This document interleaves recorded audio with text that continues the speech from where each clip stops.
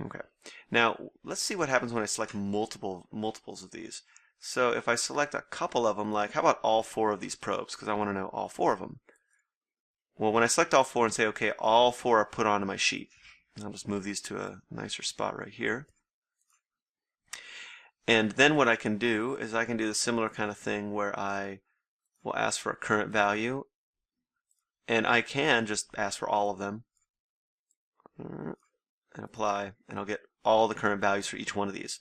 Now, one thing that might come up for you is that you'll look at this and be like, geez, that's a lot of text. I mean, and a lot of it's really, repetitive, and it kind of disguises the one thing that's different between all these. Is there a better way to do it? And there is a different way to do it, so let me show you that I think you'll like a lot. So we'll select the same four, and this time we'll use this root path length slider and move it over. And what it does is it defines a separation point right here between what we call the root path. That's maybe the part of the path that's going to be repetitive or be the same, and then the data item. So that's probably going to be more related to the actual attribute you're looking for. And we'll say OK. And then it's put onto our sheet as two cells, two separate cells. See?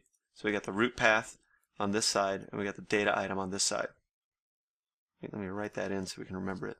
Root path data item. And what you can do with this is now I can use this root path option in any of my queries. And all my queries have root path options. Click in root path, click on your root path, click in your data item, click on this range of data items, and we'll say apply, and we get the same values, see? Same values. But this query here is referring to one root path and then a couple data items. I don't even need all of these. I can delete the other ones because I'm just using that one on top. And then I could probably move around my cells to be a little bit more organized on my sheet, and I only have one. Okay, now here's where the really cool part comes in. If you've built your tree to have this sort of structure, where there's a whole root path in, you'll notice if I go back to Big Creek Power Plant, I don't have one turbine, I have 3 turbines. And maybe I want to be able to switch between viewing one or the other. So what I can do, all I need to do now is just go into the root path and change it. Change something about the root path, and the values down here will update. We can do the same with PI tags. You could put the PI server there, but often we find customers are usually only using one PI server, usually. But you might have multiple PI servers, and you could put them in this spot here to refer to different PI servers. And then the data items will refer to the particular PI tags that you're interested in. We can also do something called a drop-down list. Let's say I'm searching in Big Creek, and I don't even really want to be diving in, but instead I want to be searching for something. So I want to search for the exhaust gas temperature, all the attributes that say exhaust gas temperature.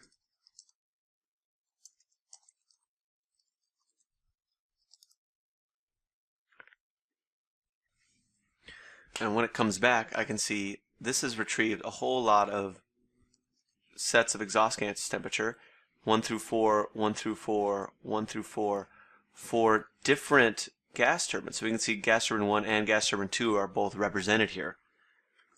And what I could do is maybe I want to see all of these, and I want to see the root path as a separate item. So I'm going to slide this all over. And then if I say root paths in drop-down list, let's see what happens now. We say OK, and only since a lot of those attributes were repetitive, it only put in one copy of each. And then on top here, there's a drop-down list where now we can click on different items and it will automatically update. So what this looks like is I can click on current value.